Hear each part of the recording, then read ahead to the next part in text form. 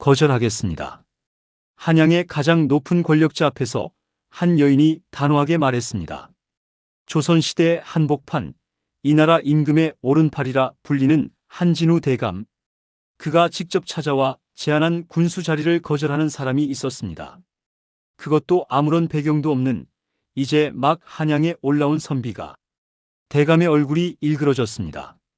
지금까지 수많은 선비들이 자신 앞에서 무릎을 꿇고 기회를 달라 애원했습니다. 하지만 이 남자는 달랐습니다. 저는 그저 좋은 글을 읽으며 조용히 살고 싶을 뿐입니다. 남편 윤석의 입에서 나온 이 말을 듣는 순간 나는 마음속으로 미소 지었습니다. 완벽했습니다. 내가 며칠 밤을 새워가며 가르쳐준 대로 그는 정확히 그 말을 했습니다. 하지만 여러분은 궁금하시겠죠? 대체 왜 권력과 재물을 얻을 수 있는 이 기회를 거절한 걸까요? 그 답을 알려면 우리는 1년 전으로 돌아가야 합니다. 내가 아직 소정이라는 이름의 천한 여종이었던 그때로. 여러분께 고백하자면 이 모든 것은 계획된 것이었습니다. 한진우 대감을 만난 것도, 군수 자리를 거절한 것도, 심지어 남편 윤석과의 결혼까지도요. 하지만 진짜 충격적인 사실은 따로 있습니다. 저 한진우 대감은 지금으로부터 정확히 3개월 후 영모죄로 참수당하게 됩니다. 그의 일가족과 그를 따르던 모든 사람들이 함께 몰락하게 되죠. 그리고 나는 그 사실을 이미 알고 있었습니다. 대체 천민 출신의 여종이었던 내가 어떻게 이런 미래를 예측할 수 있었을까요? 그리고 어떻게 내 남편을 그 파멸에서 구해낼 수 있었을까요? 이 이야기는 운명을 거스른 한 여인의 이야기입니다. 태어날 때부터 정해진 신분의 굴레를 벗어던지고 스스로 새로운 운명을 써내려간 여인의 이야기입니다. 지금부터 제가 여러분께 들려드릴 이야기를 끝까지 들으신다면 여러분도 깨닫게 되실 겁니다. 운명이란 타고나는 것이 아니라 만들어가는 것이라는 사실을요. 자, 그럼 이제 시작해볼까요? 모든 것이 시작된 그날로. 1년 전 경기도 어느 시골 마을. 새벽 5시 나는 어머니와 함께 깊은 산속을 헤매고 있었습니다. 손에는 삽이 들려 있었고 등에는 무거운 광주리가 매달려 있었습니다. 소정아, 정말 이래야 하는 거냐? 어머니의 떨리는 목소리가 들렸습니다. 나는 대답 대신 고개를 끄덕였습니다. 우리는 금지된 일을 하고 있었습니다. 아버지의 무덤을 몰래 파헤치고 있었던 거죠. 나는 25살 평생을 박씨 부잣집의 여종으로 살아왔습니다. 어머니도 여종, 아버지도 노비였죠. 조선시대의 천민으로 태어난다는 것은 평생의 운명이 정해진다는 것을 의미했습니다. 하지만 나는 그 운명을 받아들일 수 없었습니다. 사흘 전 모든 것이 바뀌기 시작했습니다. 주인 박씨가 새로운 묘자리를 찾기 위해 스님을 모셔왔습니다. 풍수지리에 능통하다는 그 스님은 마을 뒷산을 돌아다니며 명당을 찾고 있었죠. 나는 새참을 들고 그들을 따라갔습니다. 평소 호기심이 많았던 나는 스님의 말을 하나도 빠짐없이 듣고 있었습니다. 이 자리입니다. 이곳에 묘를 쓰면 2대에 걸쳐 정승판서가 나올 명당입니다. 스님이 가리킨 곳은 남향으로 햇빛이 잘 드는, 뒤로는 산이 병풍처럼 둘러싸고 앞으로는 물이 흐르는 땅이었습니다. 풍수지리에서 말하는 완벽한 명당의 조건이었죠. 하지만 박씨는 그 자리를 거절했습니다. 스님, 이곳은 너무 산세가 험하고 멀어서 제사를 지내기 불편합니다. 다른 곳을 찾아주십시오. 스님은 고개를 가로저으며 아쉬워했지만 결국 다른 곳에 묘자리를 정했습니다. 그리고 그 명당은 아무도 쓰지 않은 채 버려지게 되었죠. 그 순간 나의 머릿속에 번개가 치듯 한 생각이 스쳤습니다. 저 땅을 내가 쓰면 어떻게 될까? 풍수지리에서는 조상의 묘를 명당에 쓰면 그 기운이 후손에게 전해진다고 믿습니다. 만약 아버지의 묘를 저 명당에 이장한다면 나의 팔자도 바뀔 수 있지 않을까? 물론 미친 생각이었습니다. 천민이 감히 명당을 쓴다는 것 자체가 상상도 할 수 없는 일이었으니까요. 게다가 주인 몰래 묘를 옮긴다는 것은 발각되면 죽을 수도 있는 중죄였습니다. 하지만 나는 결심했습니다. 이대로 평생을 여종으로 살다가 죽을 수는 없었습니다. 그날 밤 나는 어머니를 설득했습니다. 어머니, 우리 팔자를 고칠 수 있는 기회예요. 소정아, 타고난 팔자는 어쩔 수 없는 거란다. 우리 같은 천민이. 아니에요, 어머니. 명당에 묘를 쓰면 팔자가 바뀐다고 스님이 직접 말씀하셨어요. 아버지가 좋은 땅에서 편히 쉬시면 아버지도 다시 태어나실 수 있고 우리에게도 복이 올 거예요. 어머니는 한참을 망설이다가 결국 고개를 끄덕였습니다. 평생을 천민으로 살아온 어머니도 딸만큼은 다른 삶을 살기를 바라는 마음이 있었던 거죠. 그렇게 우리는 새벽에 몰래 아버지의 묘를 파헤쳤습니다. 유골을 광주리에 담고 그 무거운 짐을 지고 스님이 말한 명당까지 걸어갔습니다. 명당에 도착했을 때는 이미 해가 뜨고 있었습니다. 우리는 서둘러 새로운 자리에 묘를 만들었습니다. 아버지, 이제 이 좋은 땅에서 편히 쉬세요. 그리고 이 불쌍한 딸이 잘 되도록 도와주세요. 나는 새로 만든 무덤 앞에서 절을 했습니다. 그것은 간절한 기도이자 운명을 바꾸겠다는 선언이었습니다. 그리고 정확히 보름 후 기적이 일어났습니다. 주인집 창고를 청소하던 나는 구석진 곳에서 무언가를 발견했습니다. 먼지가 수북이 쌓인 낡은 상자였죠. 궁금해서 열어본 그 상자 안에는 믿을 수 없는 것이 들어 있었습니다. 은자였습니다. 그것도 엄청난 양의 은자가 가득 들어 있었던 겁니다. 나는 떨리는 손으로 은자를 세어 보았습니다. 대략 1000냥은 되어 보였습니다. 당시 1000냥이면 기와집을 10채는 살 수 있는 엄청난 재산이었죠. 순간 나는 깨달았습니다. 이것이 명당의 기운인지 아니면 우연인지는 알 수 없지만 기회가 왔다는 것을. 나는 재빨리 결정을 내렸습니다. 어머니와 함께 그 은자를 들고 밤에 몰래 도망쳤습니다. 주인집을 빠져나와 다른 고을로 향했죠. 도망 노비를 잡으면 죽일 수도 있었지만 우리는 이미 다른 고을로 떠났기 때문에 추적하기 어려웠습니다. 게다가 주인집에서는 그 은자의 존재 자체를 모르고 있었을 테니 우리가 훔쳐갔다는 사실도 몰랐을 겁니다. 새로운 고을에 정착한 우리는 양인 신분을 속여서 장사를 시작했습니다.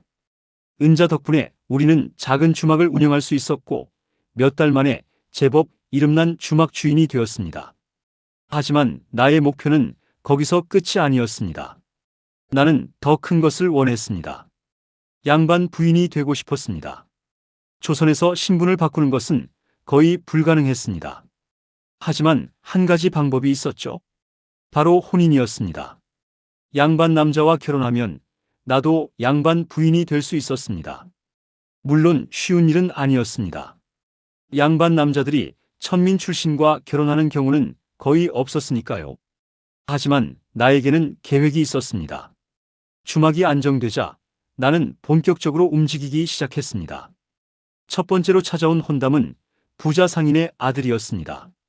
소정낭자, 우리 아들은 논 5천 마지기를 가진 부자입니다. 혼인하시면 평생 편히 사실 수 있습니다. 중매쟁이가 자랑스럽게 말했습니다. 주변 사람들은 모두 좋은 기회라고 했습니다. 하지만 나는 단호하게 거절했습니다. 죄송합니다만 혼인할 뜻이 없습니다. 중매쟁이와 주변 사람들은 모두 놀랐습니다. 평민 출신이 그런 부자를 마다한다니 미쳤다고 생각했을 겁니다. 하지만 어머니는 알고 있었습니다. 소정아, 대체 어떤 사람을 원하는 거냐? 어머니, 재물은 있다가도 없는 거지만 양반과 뼈대는 어떻게 해도 못 얻는 거예요. 나는 분명히 말했습니다. 나의 목표는 돈이 아니었습니다. 신분이었습니다.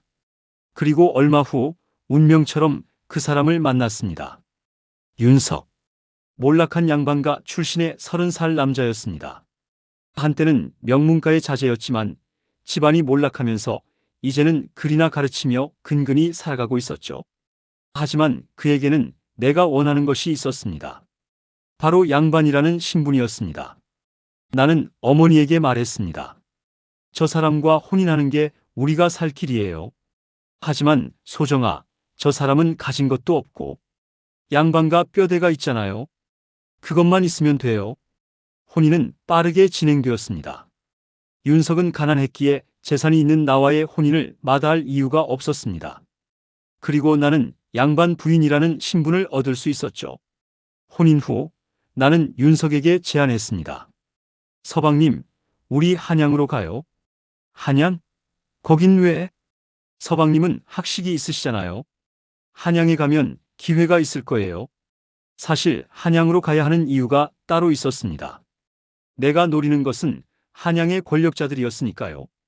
한양에 도착한 우리는 작은 기와집을 얻었습니다. 그리고 나는 윤석에게 매일 책을 읽게 했습니다. 서방님, 매일 대문 앞에서 책을 읽으세요. 왜 굳이 대문 앞에서? 그냥 제가 시키는 대로만 하세요. 나는 철저하게 계획했습니다. 우리 집 옆에는 조정의 고위 관료인 한진우 대감이 살고 있었습니다. 나는 그가 매일 산책을 나온다는 것을 알고 있었죠. 며칠 후 계획대로 한진우 대감이 윤석을 발견했습니다. 대문 앞에서 책을 읽고 있는 윤석의 모습은 의도적으로 연출한 것이었습니다. 나는 윤석에게 정확하게 가르쳤습니다. 서방님, 책을 읽을 때는 허리를 펴고 반드시 앉으세요. 눈은 약간 내리깔고 책장을 넘길 때는 천천히 마치 깊은 생각에 잠긴 것처럼 하세요. 이게 대체 무슨 의미가 있어? 서방님은 그냥 시키는 대로만 하시면 돼요. 윤석은 내 말대로 했습니다. 그리고 그 모습은 한진우 대감의 눈에 띄었습니다. 저 선비는 누구인가? 대감이 하인에게 물었습니다. 그리고 며칠 후 기회가 왔습니다. 나는 일부러 대감 댁에 음식을 보냈습니다. 속꼬리 곰탕이었죠. 대감이 최근 몸이 안 좋다는 소문을 듣고 준비한 것이었습니다. 그리고 예상대로 며칠 후 저녁에 대감이 우리 집을 찾아왔습니다. 이웃에 사는 한진우라고 하오. 며칠 전 부인이 보내주신 음식 덕분에 기력을 되찾아서 인사를 드리러 왔소. 윤석은 당황했지만 나는 미리 준비해둔 대로 그를 교육했습니다. 서방님, 대감님이 오시면 겸손하게 대하되 너무 비굴하면 안 돼요. 학식은 있지만 벼슬에는 관심 없는 선비처럼 행동하세요. 그날 밤 한진우 대감은 윤석과 오랜 시간 이야기를 나눴습니다. 자네는 주역을 공부하고 있었나? 네, 대감님. 그저 좋은 글이 좋아서 읽고 있을 뿐입니다. 주역의 가르침을 한마디로 요약하면 뭐라고 생각하나? 나는 미리 윤석에게 이렇게 대답하라고 가르쳐 두었습니다. 저 같은 우둔한 사람이 어찌 주역의 깊은 뜻을 다 알겠습니까? 그저 좋은 글을 읽으며 배우고 있을 뿐입니다. 완벽했습니다. 대감의 얼굴에 흡족한 표정이 떠올랐습니다. 자네는 다른 선비들과 다르군. 내 앞에서 지식을 뽐내는 자들은 많았지만 자네처럼 겸손한 사람은 처음이네. 그리고 그날 대감은 윤석에게 제안했습니다. 군수 자리가 하나 비었다네. 자네를 특별히 천거하고 싶은데 어떤가? 순간 윤석은 감격한 표정을 지었습니다. 몰락한 양반가 출신인 그에게 군수 자리는 꿈같은 기회였으니까요. 하지만 나는 재빨리 개입했습니다. 대감님, 황송하지만 저희 남편은 벼슬의 뜻이 없습니다. 뭐라고? 대감과 윤석 모두 놀란 표정으로 나를 봤습니다. 서방님은 그저 학문을 좋아하실 뿐입니다. 관직에 나가시면 학문에 전념하실 수 없습니다. 그날 밤 대감이 돌아간 후 윤석은 화를 냈습니다. 당신 대체 왜 그런 거요? 그게 얼마나 좋은 기회인데. 서방님, 제 말만 믿으세요. 저 사람은 썩은 동아줄이에요. 무슨 소리요? 나는 윤석에게 조심스럽게 말했습니다. 저 한진우 대감은 곧 몰락할 겁니다. 지금 조정에 권력 다툼이 일어나고 있어요. 대감은 잘못된 편에 서 있고요. 당신이 그걸 어떻게 알아? 사실 나도 정확히는 몰랐습니다. 하지만 징조들이 있었습니다. 며칠 전 시장에서 우연히 들은 상인들의 대화. 임금이 동생을 죽이고 대비를 쫓아냈다는 소문. 조정이 불안하다는 이야기. 그리고 한진우 대감이 그 임금의 최측근이라는 사실. 역사는 반복됩니다. 부정한 방법으로 권력을 잡은 자는 오래가지 못합니다. 나는 직감적으로 알았습니다. 곧 세상이 바뀔 것이라는 것을. 서방님, 제 말을 믿으세요. 우리는 저 사람과 거리를 둬야 해요. 하지만 윤석을 설득하는 것만으로는 부족했습니다. 나는 한 걸음 더 나아가기로 했습니다. 며칠 후 나는 윤석에게 펜과 종이를 주며 말했습니다. 서방님, 상소문을 쓰세요. 상소문? 무슨 상소문을? 한진우 대감의 악행을 고발하는 상소문이요. 윤석의 얼굴이 새하얗게 질렸습니다. 당신 미쳤소? 대감을 고발하면 우리가 죽을 수도 있소. 아니에요. 오히려 이게 우리가 살 길이에요. 나는 며칠 밤을 새워 윤석을 설득했습니다. 그리고 윤석이 들은 대감의 악행들을 정리해서 상소문을 작성하게 했습니다. 대감이 임금에게 아첨하며 백성을 괴롭힌 일들, 반대파를 제거하기 위해 모함한 일들, 모두 사실이었습니다. 하지만 윤석은 두려워했습니다. 이걸 정말 올리면 우리는 끝장이요? 아니에요, 서방님. 세상이 곧 바뀔 거예요. 그때 이 상소문이 우리를 구원할 겁니다. 그리고 마침내 윤석은 상소문을 올렸습니다. 다음 날 예상대로 윤석은 체포되었습니다. 소정, 나 좀 살려주시오. 윤석이 포졸들에게 끌려가며 절규했습니다. 나는 무너지는 것처럼 그 자리에 주저앉았습니다. 하지만 마음속으로는 차분했습니다. 모든 것이 계획대로 흘러가고 있었으니까요. 윤석은 한진우 대감을 비방한 죄로 감옥에 갇혔습니다. 대감은 윤석을 죽이려 했지만 다행히 조선에는 엄연한 법이 있었습니다. 상소를 올렸다는 이유만으로 사람을 죽일 수는 없었죠. 결국 윤석은 귀양을 가게 되었습니다. 한 달간 먼 지방으로 유배되는 벌을 받은 겁니다. 나는 윤석을 배웅하러 갔습니다.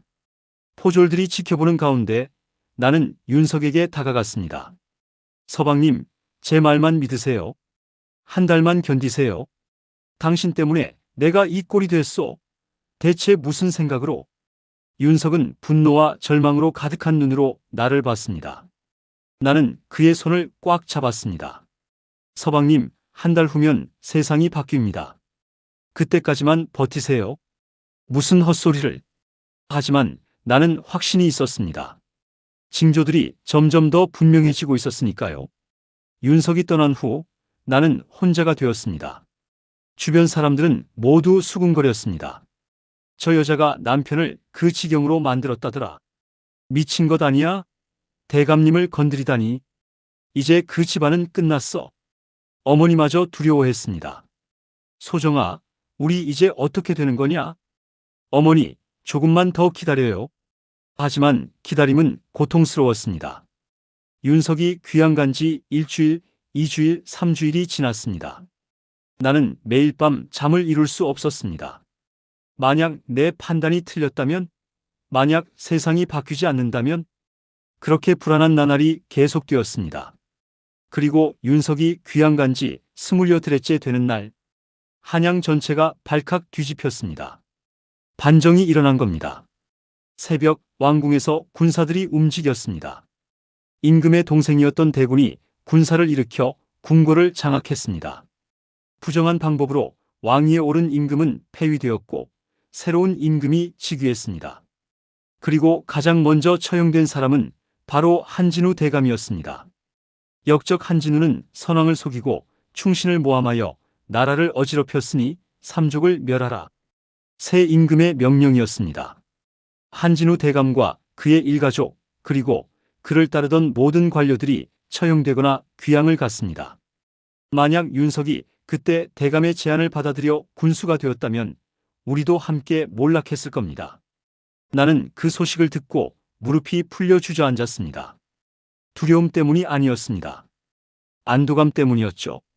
내 계획이 맞았습니다. 내 판단이 옳았습니다. 며칠 후 더욱 놀라운 소식이 들려왔습니다. 윤석에게 어명을 내린다. 새 임금의 명령이 전해졌습니다. 간신 한진우가 제안한 관직을 거절하고 그의 악행을 상소로 밝힌 유일한 충신 윤석에게 정육품 관직을 하사한다. 나는 그 소식을 듣고 믿을 수가 없었습니다. 귀양을 갔던 윤석이 오히려 관직을 받게 된 겁니다. 며칠 후 윤석이 한양으로 돌아왔습니다. 소정, 이게 대체 어떻게 된 일이오? 윤석은 여전히 혼란스러워했습니다. 하지만 그의 손에는 관직 임명장이 들려 있었습니다. 서방님, 축하드려요. 나는 윤석을 안아주었습니다. 그는 떨리는 목소리로 물었습니다. 당신, 이 모든 것을 알고 있었소? 나는 고개를 끄덕였습니다. 정확히 알지는 못했어요. 하지만 징조들이 보였어요. 부정한 권력은 오래가지 못한다는 것, 세상은 언젠가 바뀐다는 것. 하지만 어떻게 그런 위험한 도박을? 도박이 아니었어요, 서방님. 저는 확신했어요. 사실 모든 것이 완벽하게 계획된 것은 아니었습니다. 명당의 묘를 이장한 것도, 은자를 발견한 것도 운이 따라준 면이 있었죠. 하지만 중요한 것은 나는 주어진 기회를 놓치지 않았다는 겁니다. 그리고 미래를 읽는 눈이 있었다는 겁니다. 며칠 후 윤석은 정식으로 관직에 나갔습니다. 육품 관직이었지만 새 임금의 총애를 받는 신진 관료였습니다. 그리고 나는 정식으로 양반 부인이 되었습니다. 한양의 사람들은 수군거렸습니다. 저 윤석이라는 선비 알고 보니 대단한 사람이었네. 한진우 대감의 제안을 거절한 안목이 놀랍지 않은가? 그의 부인도 보통이 아니라더군. 미리 대감의 본질을 꿰뚫어 봤다지. 하지만 아무도 몰랐습니다. 그 모든 것이 천민 출신 여종이었던 나의 계획이었다는 것을. 어느 날 저녁 윤석이 내게 물었습니다. 소정, 솔직히 말해주시오. 처음부터 이 모든 것을 계획했던 거요? 나는 잠시 망설이다가 고개를 끄덕였습니다. 네, 서방님. 제가 서방님을 선택한 것도, 한양으로 온 것도, 대감을 거절한 것도 모두 계획이었어요. 그럼 나와의 혼인도 서방님을 사랑하지 않았다면 거짓말이겠죠? 하지만 처음에는 서방님이 가진 양반 신분이 필요했던 것도 사실이에요. 윤석은 복잡한 표정을 지었습니다. 분노할 법도 한데 그는 오히려 감탄하는 듯 했습니다. 당신은 정말 대단한 사람이요. 저는 그저 살고 싶었을 뿐이에요. 천민으로 태어나 천민으로 죽는 그런 운명이 싫었어요. 그날 밤 나는 창밖을 바라보며 생각했습니다. 1년 전 나는 아무것도 없는 여종이었습니다. 하지만 지금은 조정관료의 부인이 되었습니다. 어떤 사람들은 이것을 운이라고 말할 겁니다. 명당의 기운이라고 말할 수도 있겠죠. 하지만 나는 압니다. 이것은 운이 아니라 선택이었다는 것을. 나는 주어진 운명을 받아들이지 않았습니다. 대신 새로운 운명을 만들어갔습니다.